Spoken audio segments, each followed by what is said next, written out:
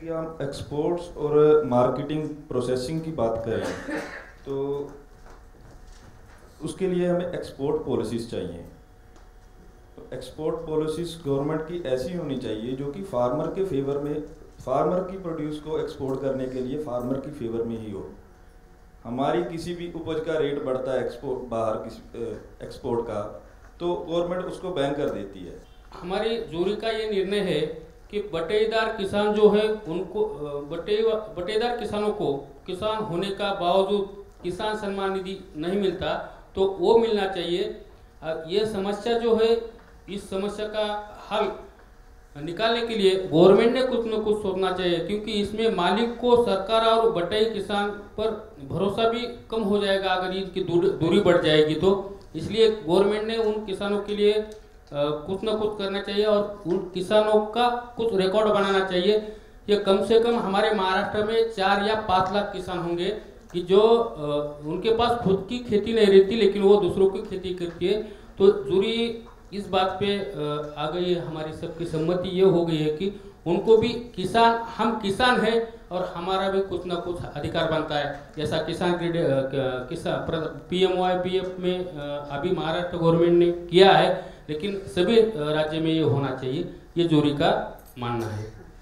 पहला तो मेरे किसान भाइयों और बहनों से निवेदन है कि जब आप खेत में मजदूरी कराते हैं तो महिलाओं को पुरुष से कम क्यों मजदूरी देते हैं। निवेदन है कि महिलाओं को भी पुरुषों जितनी मजदूरी मिलनी चाहिए।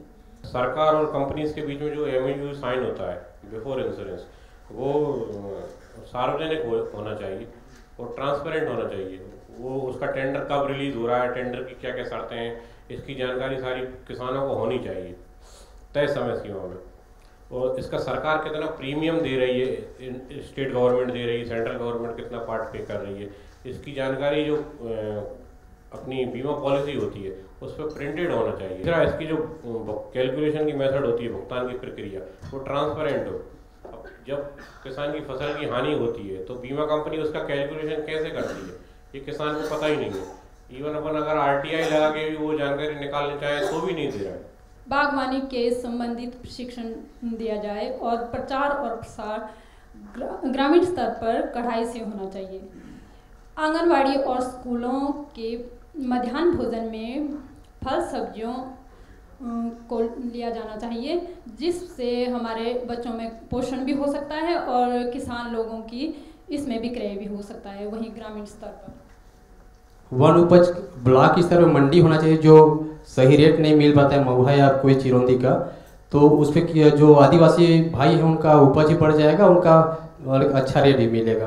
तो मंडी की ज़रूरत है वहाँ पे गांव पे। तीसरा है वहाँ पे जो अभी झारखंड के दीदी लोग बताए थे कि जो आज हम खाते हैं पत्तल, दोना पत्तल की जो मार्केट में बहुत मांग होती है, कागज़ की होती है। अगर वहाँ पे मशीन का व्यवस्था करवा दिया जाए तो आदिवासी भाई बहनों से वहाँ पे दोना पत्तल जो अच्छी तरह से मिल जाएगा, उसको मार्केटिंग एक करके अपना आमदनी को बढ़ा सकते हैं।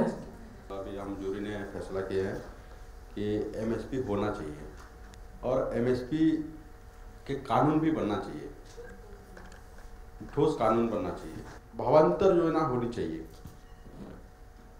मतलब अगर एक चीज़ का, एक सामान जो हमारे खेती कर रहे हैं, जो धान का या गेहूं का जिसका भी हो, अगर वो 2000 रुपया हो गया उसका रेट MSP है, तो अगर 1500 रुपया में हम बेचे तो 500 रुपया गवर्नमेंट को देना चाहिए।